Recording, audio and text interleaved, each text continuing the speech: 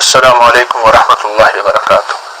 آج محرم الحرام کی 7ویں محفل اور مجلس ہے۔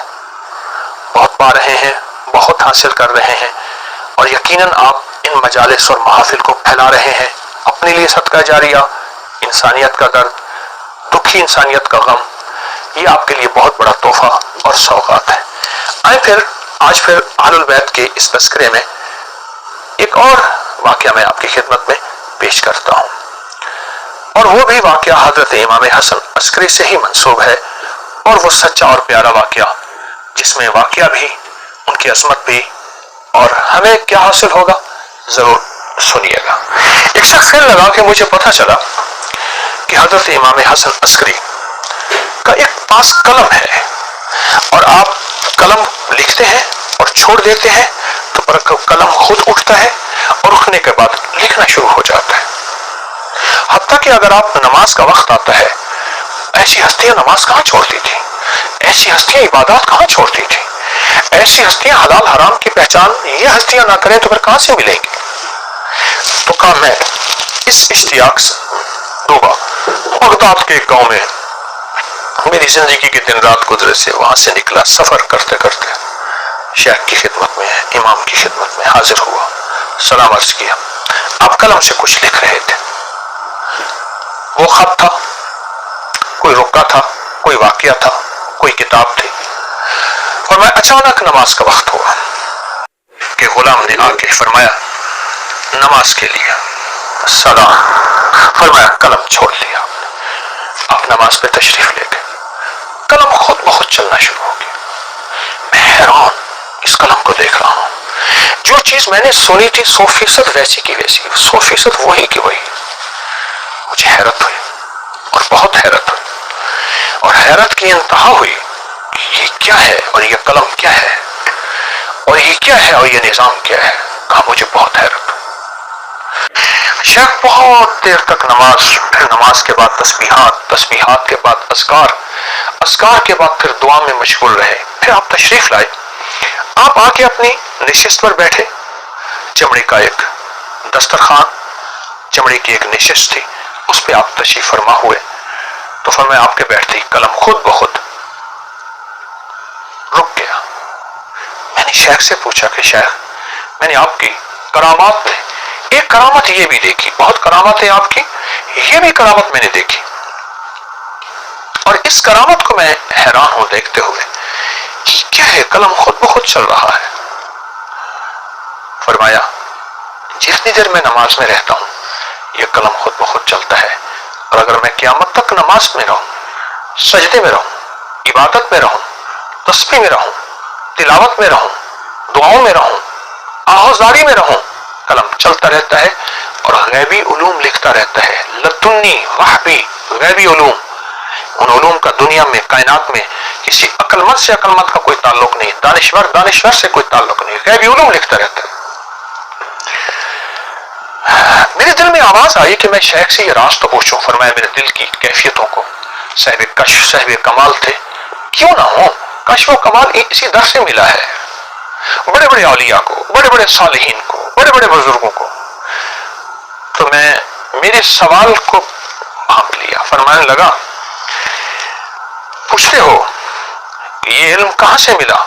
فرمایا لمبی رکعتوں سے، اور رکعتوں میں لمبی صورتوں میں، اور لمبی صورتیں نہیں پڑھ سکتے تو فرمایا بہت زیادہ کثرت سے سورۃ اخلاص پڑھنے میں نے یہ عمل یہاں سے لیا ہے۔ پھر فرمایا جو شخص اپنی نمازوں میں سورۃ اخلاص کثرت سے پڑھتا ہے، یعنی سورۃ فاتحہ کے بعد سورۃ اخلاص کثرت سے پڑھتا ہے، کثرت لفظ کثرت آیا ہے، اس کثرت میں 10 بار، 100 بار، 50 بار، 1000 بار، جتنی زیادہ لفظ کثرت آیا ہے، فرمایا جو اپنی نمازوں میں سورۃ اخلاص کثرت سے پڑھتا ہے، تسخیر خلائق کے لیے یہ عمل بہت طاقتور ہے۔ اب یہاں لفظ سمجھیں، تسخیر خلائق یعنی اللہ نے جو مخلوق پیدا کی ہے، قلم بھی مخلوق ہے، اس کے اندر سیاہی بھی مخلوق ہے، نہ قلم رکتا ہے نہ سیاہی ختم ہوتی ہے، یہ تسخیر خلائق ہے۔ اللہ، یہ تسخیر خلائق۔ فرمایا مجھے جو ملا ہے نماز سے ملا ہے، اور نماز کے اندر کثرت سے سورۃ اخلاص سے ملا ہے۔ اور پھر فرمایا تسخیر خلائق کے لیے بہت باکمال عمل ہے، تجھے اس کی اجازت دیتا ہوں اور اس کو کیا کر۔ تذکیر خلائق، مخلوق، رزق مخلوق ہے، سونا چاندی مخلوق ہے، ہیرا مخلوق ہے، یہ ڈالر مخلوق ہے، یہ رقبہ، یہ زمین، یہ چیزیں، یہ گاڑی، یہ سب مخلوق ہے۔ میرے رب کے علاوہ سب مخلوق، اللہ خالق ہے۔ اور میں تذکیر خلائق کے لیے یہ عمل میں نے زندگی بھر کیا۔ ہمیں عمل میں اسی گھر سے ملیں گے، ہمیں ایمان بھی، ہمیں سجدے بھی، ہمیں تلاوت بھی، ہمیں تسبیح بھی، ہمیں سخاوت بھی، ہمیں مانگنا بھی اسی در سے ملے گا۔ تیرے در کا جو بھی فقیر ہے وہی دو جہاں کا امیر ہے۔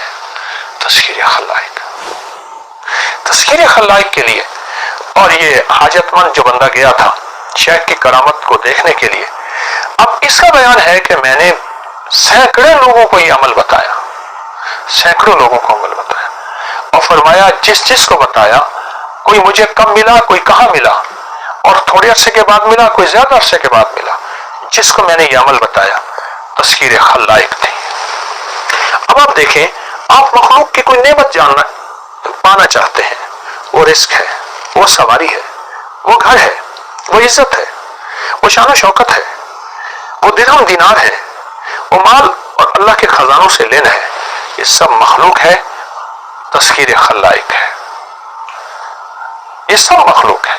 خالق سورت نماز، نماز کے اندر کثرت سے سورت اخلاص، اس کی برکت سے خالق ان چیزوں کو مطیع کر دیتا ہے، کہتے ہیں میرے بندہ ہے، یہ میری سورت اخلاص میری سب سے وحدانیت کو بیان کر رہا ہے، جا مخلوق تجھے میں اس کا غلام بناتا ہوں، جا مخلوق اب اس کا پیچھا نہ چھوڑ، جا مخلوق وہ رزق کی شکل میں، مخلوق وہ سواریوں کی شکل میں، وہ بڑے گھر، عزت، شان و شوکت، بادشاہت کی شکل میں اللہ پاک مخلوق کو پیچھے کر دیتے ہیں۔ کتنا بڑا طاقتور عمل ہے، کتنا عجیب عمل ہے۔ اس کے مقابلے میں یعنی جب تذکیر خلائق ہو جائے، قلم بھی تو مخلوق ہے۔ لوگوں نے اللہ سے کیسا، ان ہستیوں نے اللہ سے، ان عالی مقام بزرگوں نے اللہ سے کیسا تعلق بنوایا اور مخلوق کو بنوایا۔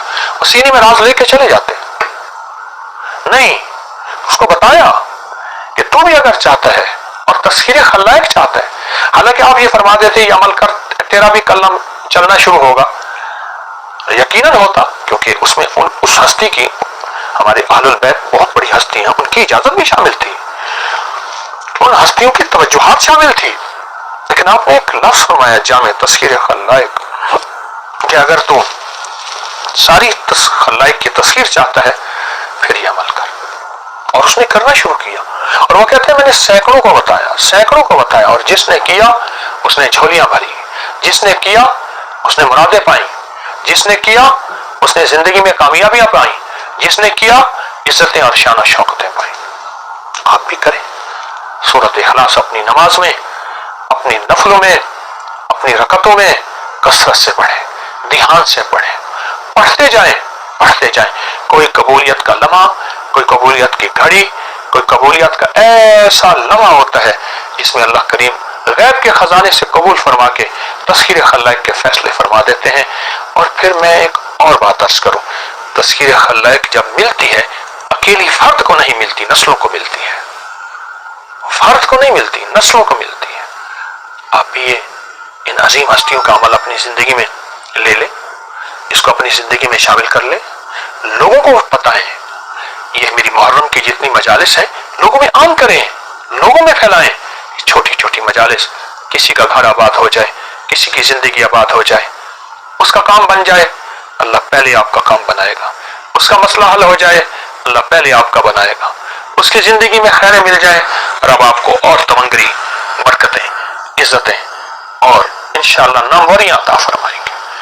امید ہے آپ ضرور کریں گے، اور یہ محرم الحرام کی مجالس کو سنیں گے بھی صحیح، لوگوں میں پھیلائیں گے بھی صحیح۔ آپ کا صدقہ جاریہ اور انشاءاللہ کامیابی ہے۔ جزاک اللہ۔ السلام علیکم ورحمۃ اللہ۔